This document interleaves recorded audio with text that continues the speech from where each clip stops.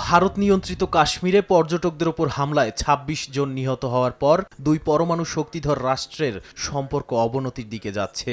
এতে আতঙ্ক ও অনিশ্চয়তার মধ্যে দিন কাটাচ্ছেন নিয়ন্ত্রণ রেখার নিকটবর্তী আজাদ কাশ্মীরের চাকথি গ্রামের বাসিন্দারা। চলমান পরিস্থিতিতে থমকে গেছে ব্যবসা ও মানুষের জীবনযাত্রা। এদিকে দ্বিতীয়বারের মতো ক্ষেপণাস্ত্র পরীক্ষা চালিয়েছে পাকিস্তান। সর্বশেষ ফাতা ২ পরীক্ষার পর দেশটির প্রধানমন্ত্রী শাহবাজ শরীফ বলেন, তারা শান্তিপ্রিয় হলেও আত্মরক্ষা করতে জানেন। এরই মধ্যে বুধবার সারা দেশে সিভিল ডিফেন্স মহড়ার নির্দেশ দিয়েছে ভারত সরকার। এতে থাকবে air raid siren, blackout, camouflage training ও জরুরি রিহার্সেল। মোদি প্রশাসন যুদ্ধের জন্য জনগণকেও প্রস্তুত করছে বলে মনে করছেন বিশ্লেষকরা। এদিকে জাতিসংঘ রাশিয়া, ইরান ও বাংলাদেশ সহ আন্তর্জাতিক সম্প্রদায় শান্তির আহ্বান জানিয়েছে।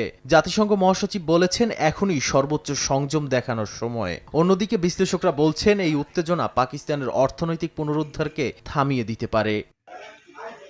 নাদিম মারজান, সময় সংবাদ।